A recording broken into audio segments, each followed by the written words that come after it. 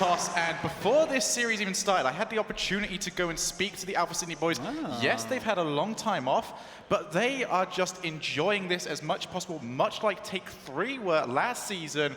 They just turned around to me and just said, we're having fun, and this is really the best time to improve ourselves. They feel like they have learned so much throughout this experience. Leftovers are the only team really with pressure on them here. Well, I've talked to these guys as well, and I made a kind of an assertion a little bit ago about the reason why I'm personally scared of Alpha Sydney as a team for the rest of these teams. The more and more they play, the better they get. They adapt really well, and when you do that with a good mentality of just relaxing and making whatever face that was, Jake, yeah, it's fantastic. So these guys clearly having fun, and the more they play, the better they play. And it is scary for a team like the Leftovers. Well, Alpha Sydney appear to be the adopted sons of this North American crowd.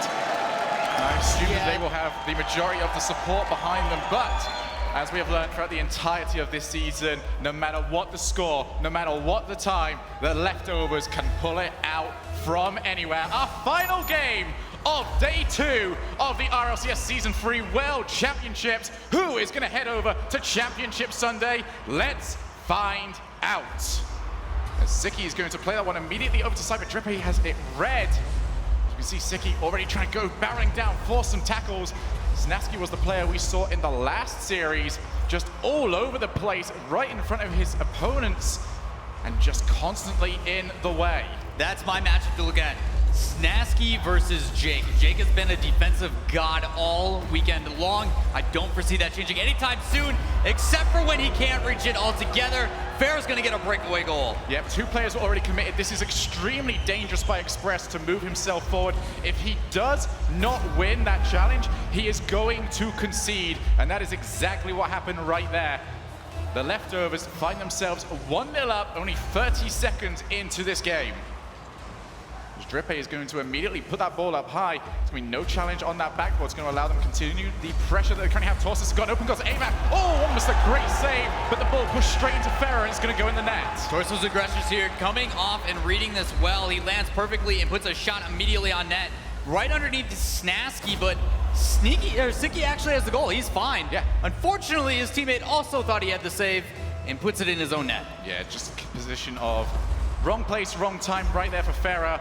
But Alpha Sydney getting rid of that early goal, and we are all tied up right now. Remember, the Leftovers have the blood of their OC counterparts on their hands, and right now they are going for the revengeance. Trying to make sure that they do their country proud as this shot comes out perfectly up our downski for Drippe.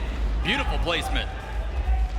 You can hear the crowd already getting those chants going. Alpha Sydney already up by 1 goal. We've already had 3 goals scored in the first minute. As Ferrer tries to take this the entire way, well known for his dribbles. But Torsus not only gets it away with the save, but also pushes it to side, but this time Snaski, he's got it up in the air. There's going to be no follow-up from the Leftovers, but that mistake's going to allow Ferrer. Pushes it over to Siki, and there is Strippe. Perfectly positioned, finds himself on the goal line, and can push it towards the middle ground. As Drippe tried to find Torsus, but Torsus was too far forward. Ferrer now over in the corner, gets the block. Siki can't do anything with that. It's going to allow Jake to move himself forward.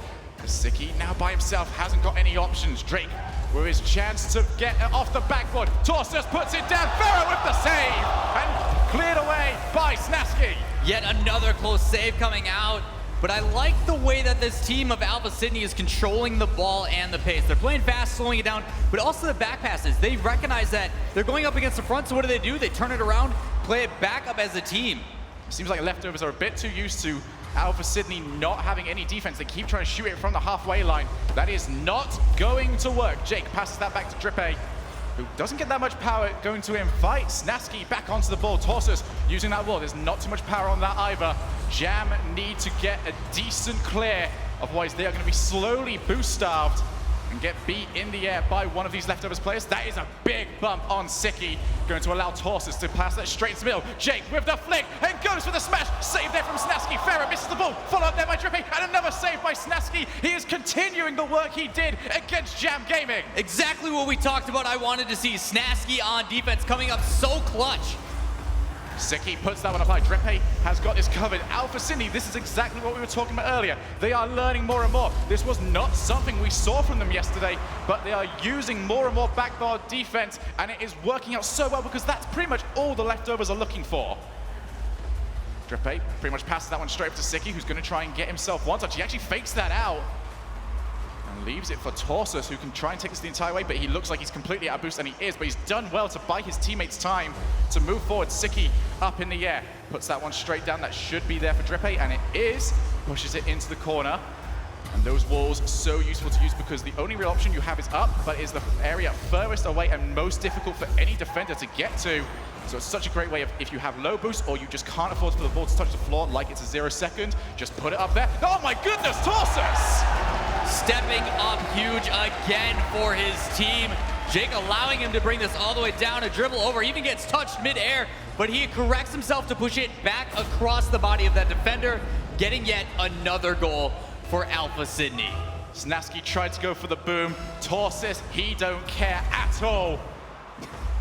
Is that a reference to Snaski saying, "Here comes the boom"? Oh, I'm going to reference that as often as I possibly can as Torsus tries to go for a block on Farah. A minute and 20 seconds left. Alpha Sydney find themselves in a commanding 2-goal lead. They just now have to hang on. Farah puts that towards target. Torsus can't quite there. Yes, he can actually, just by the very skin of his car. Clears that away over into the corner. As Jake puts it just straight away, trying to keep this ball as far away from the orange goal as possible with no real thought process regarding opening up another bit of offense. Alpha Sydney just want to keep it away. Snaski gonna find Farah. Well, just continuing to push this into the corner of Alpha Sydney. This is wasting more time, and Drepe will go for a dribble. Jake, pass that to Torsus, but this could still be dangerous. Farah can't quite get that. That's an overcommit, and Drepe, are you gonna steal it? Oh, dirty. Great goal secured by Drepe. What a great goal secure. Oh, it's perfect, look at this. You know, there was just so much pressure on him. It could have gone anywhere. You know, he wanted to be absolutely sure it was in. Fantastic shot by Drepe. Well, that is now a 4-1 lead for Alpha Sydney, and it looks like the desk was correct. There is reason to believe Alpha Sydney can take this victory and head in to Championship Sunday, a position that nobody predicted they would come.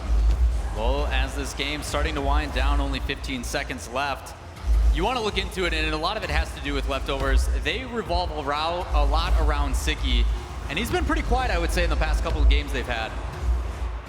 Torsus is going to put this one straight down towards the net. There is nothing left for leftovers to do. And that is going to hand game number 1 to Alpha Sydney when this ball inevitably touches the floor. Well played by the Aussies. Aussies definitely winning over this crowd. Surprised we haven't heard any oi oi ois yet, but I'm sure that'll be time. Oh man. Is this starting to feel real to everyone yet? Is Alpha Sydney and the rest of OC starting to feel like real competition because they should? They are here to play. They are not just the third region. They are another competitive region for us to deal with. I mean, they came into this tournament trying to just prove that they belonged, and they've well surpassed that. They have absolutely dominated in some of these games, and the way they continue to adapt and make themselves a part of this is unbelievable.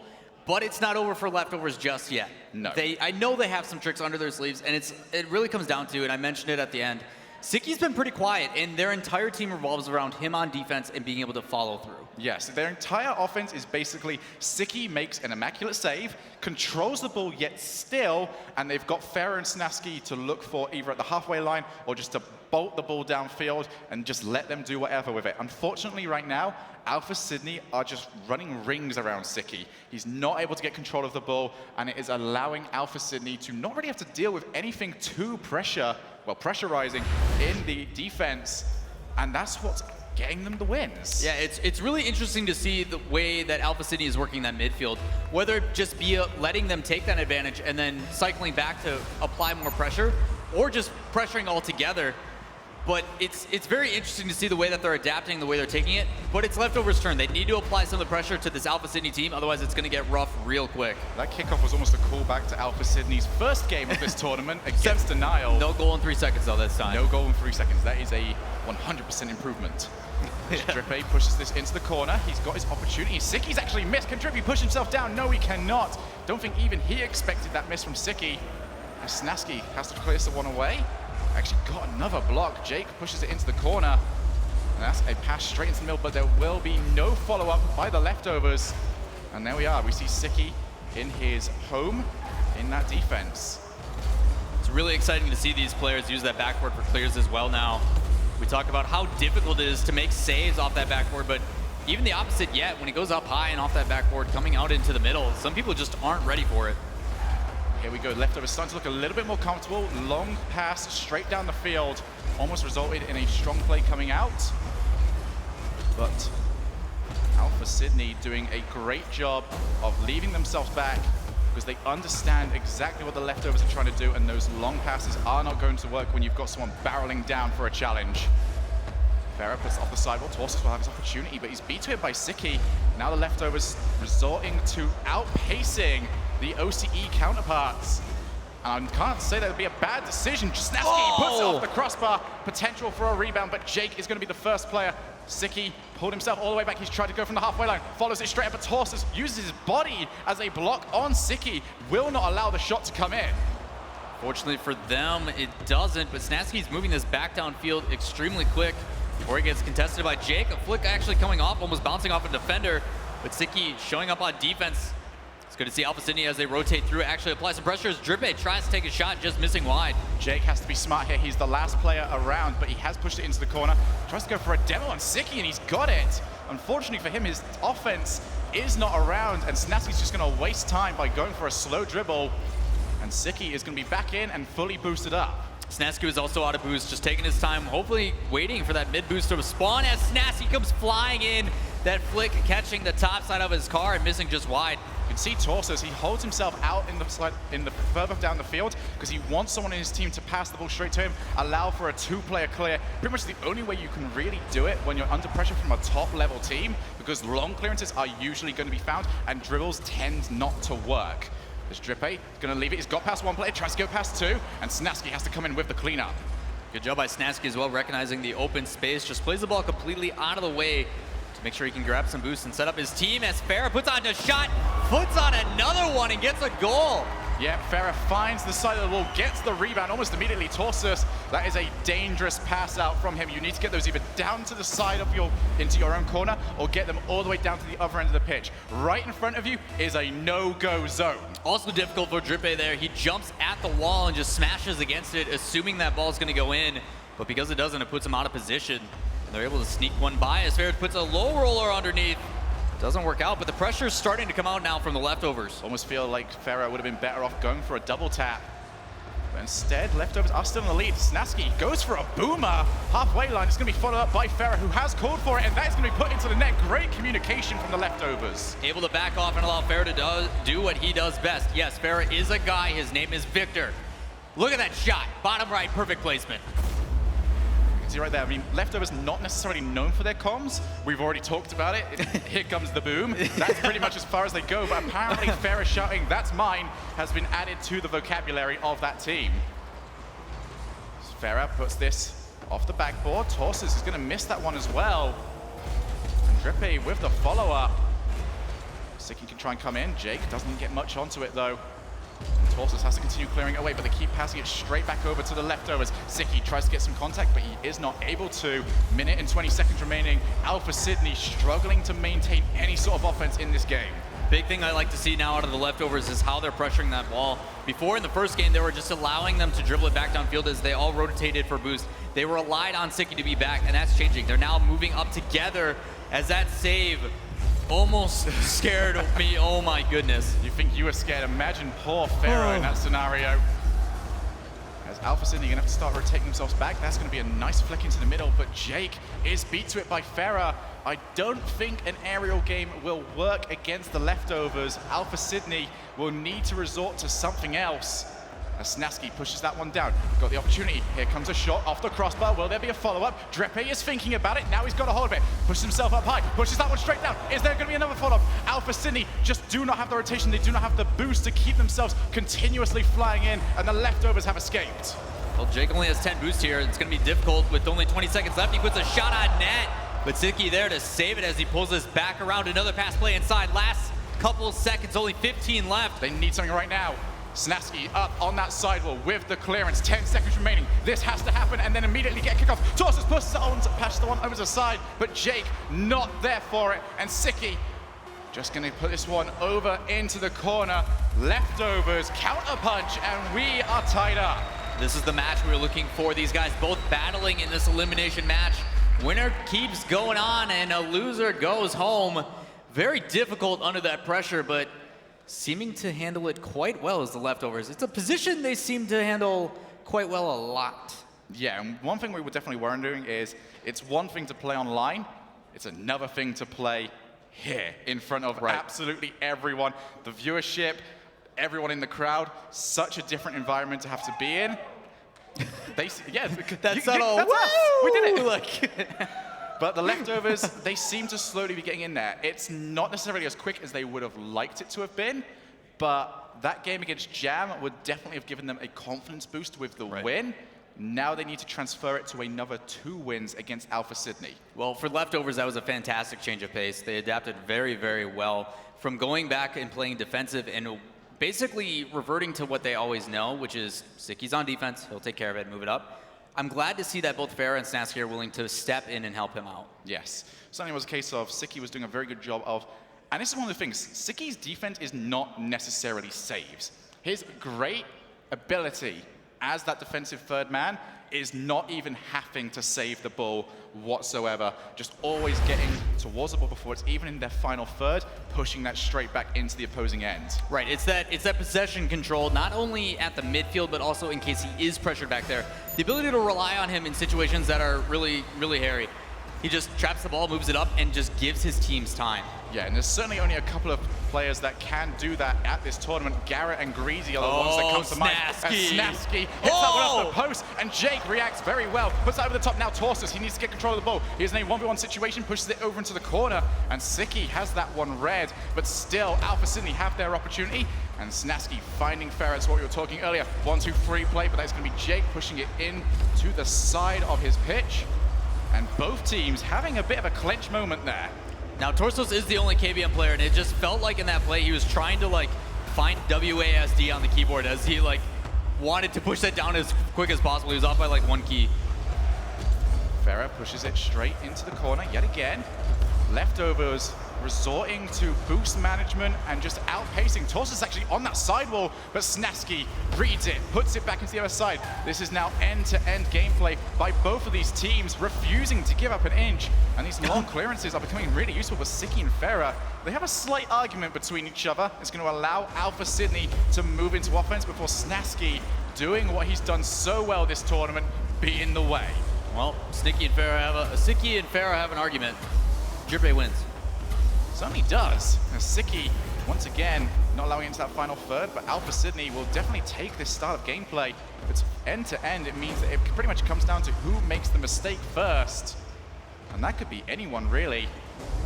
As Drippy and Torsus both up for that. That's going to be pushed straight into the corner. Snaski going to not only save the ball, but also take control of it using that roof as well. Farah, lovely challenge from him. Torsus picks up that boost as well before Farah puts it off that sidewall. 2 minutes into this game, no one making any mistakes just yet as Snaski barrels down with the save. Now, I'm surprised we haven't talked about it in too much detail, but the OCE region really, really likes the dominance. And we talked to Yummy Cheeseman as to why, and it's because even though their accuracy wasn't the best, that nose puts on so much extra power. You saw there with Torso's shot and Drippe's shot up at the top. But it's interesting to see the difference in not only car meta as well. Yeah, it's definitely not something we've seen too much as Torsus actually got an opportunity for the rebound. Siki's touch was not very good, and Alpha Sydney can move forward, but a miss there from Drippe means that they can possibly go coast to coast, but Jake has brought himself back. It's a case of the Dominus was such a heavily used car in the pro scene until the Batmobile came out. At which point, we didn't really see it as much, but it seems like OCE sees something in the Dominus that everyone else doesn't. It's just the Batmobile's like such a, it's like a cereal box to me. It's just so long. It looks like origami. Like, that's how light it feels. Doesn't make any sense. Like, you try to rotate with it and just so smooth. Slices through the air. Siki stealing the boost means he can beat Torsus, but that bump will not allow him to follow up as he's pushed himself back down to the ground and going to rotate himself all the way back. Farah, ball up high. And it's going to be boost management, which is key. As Drepe pushes that one straight out to Snaski. Alpha Sydney squeezed into their own half for a very long time here. What do you have to do, Lawler, to avoid situations like this? And if you do find you're in them, how do you get out? Well, a lot of it right now does have to do with the boost now. You see Snaski take it again there, and it's a matter of controlling the pace. It's very difficult as well, because when you need a long clear and you don't have any boost, there's only a couple ways you can do it. Either bring it up the wall and win an individual play like that, Torso's beautiful job, or get team pass plays. They haven't done any team infield passing plays, but the individual one by Torso is going to work out. Torsus yet again using that sidewall. Long looping shot. But Snaski is going to get that before it becomes any sort of danger to his team. As this has been a very slow game from both of these teams now, and we have pushed ourselves into the time limit where one goal could be all that separates them. As Jake's going to have to try and react to this. That's going to be a potential another shot, and Jake's needed yet again, keeping his team tied up with the leftovers, and now Jake's got his opportunity, tries to go for the flick, but plays it too early, and Snaski has it red. Yet again, Jake with the saves on defense, absolutely clutch. But as we get into the last 40 seconds here, you're gonna see Snaski play that downfield, Jake intercepting it again, trying to get another touch. As it sneaks past, Drippy's gonna play it down, and now they set up. Yeah, Siki just wants to try and keep that block away from Drippe. Unfortunately, Drippe has the opportunity to just try and shadow him, and he did do so. Long clearance. Means Drippe has to push it into the side. Snaski, ball up high. Farah can now go for the rebound. Just push to the side. Alpha Sydney, they've spent a lot of time in defense in this game, but they've done it so well so far. 12 seconds remaining. We have the potential for overtime as Jake tries to put that one up high, but Farah with the block. Torsus is going to miss. He's going to invite Siki to come towards him. Drippe pushes this up top. Snaski just has to push this down to the other end of the field. Jake puts that down, and we are in overtime. Neither of these guys wanting to give up the lead as we battle it back and forth yet again. Drippy's gonna play this inside, up high, but Farah gonna be the first one there. A lot of back and forth already we see in this game, and I don't think that's gonna change anytime soon. Drippe actually has missed that. It's going to open up the opportunity as Jake has to just get any contact to not allow the leftovers to move forward. Farah pushes it towards the net, but Drippe using that large Batmobile, that large Dominus, I say that conversation earlier came back up. My bad. And just completely pushes it away from the net. 35 seconds into overtime. Torsus has completely overshot that ball. It's going to allow the leftovers to start pushing forward. Ball up high, Siki does not get there first. Now Snaski is by himself, but a miss from Drippe will mean that he should be safe as Jake pushes it towards the net. It's going to be a comfortable save, and I don't think that was going to go in anyway. Alpha Sydney finding their feet in this overtime. Snaski pushes it up high. Siki's landed really well, but Jake, this now doing something that Jam Gaming did not do against the leftovers. They are predicting what is going to happen rather than reacting. Fantastic shots coming out, but once again, saved by the rest of this Alpha City team as another one comes in top left. Could he get it? Snaski with the beautiful placement. That is going to be it. It was a grind for both of these teams, waiting to see who could just get either a miracle goal or make a mistake. Ends up being the accuracy from Snaski that takes game number 2 and puts Alpha Sydney on the verge of leaving the tournament. We saw all smiles from Snaski coming out, feeling confident, transitioning from defense to offense on that one. But 4 shots, finally able to sneak one in. And that's enough. Only 1 goal for that game. A little bit different than the ones previously. Yeah, but I really must say, Snaski does seem to be finding his footing in the tournament. Did not look happy at all yesterday. Didn't even really look happy earlier on today when they lost. It's probably because Joey keeps bugging him. Yeah, Joey, stop it. Yeah, Joey, stop it. Stop it, Joey. He's looking at us right now. No, he's not. No, he's not anymore. I can't tell anyway. It's really dark around here. But yes, Alpha Sydney, they now need to start doing just a little bit more. They need to start taking that ball, clear it away, and just find each other. It doesn't quite seem like they're leaving anyone on that halfway line, and that means that they can't do anything other than basically hand the ball straight back over to the leftovers. Right, and that's where Alpha Sydney gets really, really good. They adapt well. This is the time for them to take what they've learned from the other teams and put it into practice. And so far, they haven't let us down in any of their matches. It's just a matter of leftovers handled it really well. They played the slow game like Alpha Sydney likes, but for them to then transition it into a quick, long field play, I think that's really going to benefit the leftovers. It's just, I don't think Alpha Sydney is used to setting someone up already on that backboard. It's very rare. So here we go, game number 4. And can the leftovers carry themselves into Championship Sunday? We are about to find out in our final game, potentially, of the entire evening, as Siki is going to immediately take control, but Drippe and the rest of his team actually managed to use both of them to get more power on the shot. As we need to see something new from Alpha Sydney. Can they pry open the leftovers defense? Well, as the ball drops down, you can see Drippe play it back up high, but Snasky yet again waiting for it. Big high clear as Jake plays that up to his teammate. A shot almost going in. What an angle. Torsus has got opportunity, but that ball is going to roll out too far away from him. As Drippe puts that one back up high. 40 seconds through this matchup. Neither team looks like cracking. And it is a case of, we saw statistics come out. Teams usually go back into a regular rotation when the big games come up, when we have regionals, when we have the RLCS. They lose their identity a little bit, and it looks like that's what's happened to the leftovers. It seems to be benefiting them. Yeah, it certainly has, in terms of they are now playing a more conservative style, definitely focusing on getting 2 players back on defense that little bit more. And it's certainly what you need to do if you do want to calm your nerves, even if it's a little bit. As that ball now pushed into the corner, Snasky clears it over, but straight into Jake. Pharaoh is going to come with a follow-up. Torsus is the only man back. Pushes it into that side, and he's going to have the opportunity to continue moving forward. Siki found himself too far close to the ball and almost got beat. Siki now pushes that up high. Can he get himself a second touch? He can, but it is not anywhere dangerous. A shot's going to come in, but Jake will have that covered pretty easily. Follow up now by Siki. Alpha Sydney are finding themselves in defense way too much, but they've got their opportunity to counterattack. Jake pushes it straight into the middle, but Drippe is in no position to get that. It was just too far forward. He was never getting there in time. Now a shot from Siki, but a save there from Drippe. And Alpha Sydney are looking like they are on the back foot. Even though they are on the back foot, they're doing a very good job of handling this pressure. Shot after shot coming from the leftovers. Able to handle it and push it right back out. Everybody has boost now as they set up for another counterattack. Push straight over to Torsus. He's actually got this straight to Drippe. Lovely 1-2 play. There's the third touch. Puts that one up high. Torsus has to get more. They're keeping it up high. They do not want to allow anyone from the leftovers to join in and challenge them. And that is what this continual touching style will do. That's being pushed out straight over to Torsus, but Siki barrels down, gets the challenge. And now the pass over to Siki, who could not make contact. We are still all tied up. 2 minutes and 20 seconds left to play.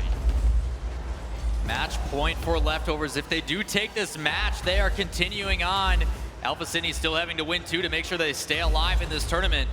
But back and forth, still no score with only 2 minutes left. You see Farrah trying to get a flick just off.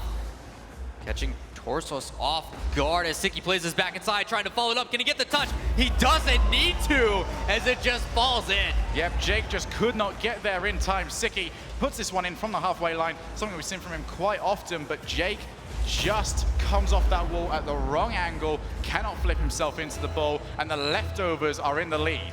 Difficult play either way. Siki was shadowing that very well. He left space for that ball to hit out, as it would have went right back in if it did touch him. Just putting his car in the way is something we talk about very often. Farrah pushes this one down. He's going to find Siki, who just couldn't quite get a little flick on. Snasky pushes it to the side. Farrah did not want to half rotate, so they're going to focus on defense. Snasky just another long clearance, but they are leaving Farrah downfield.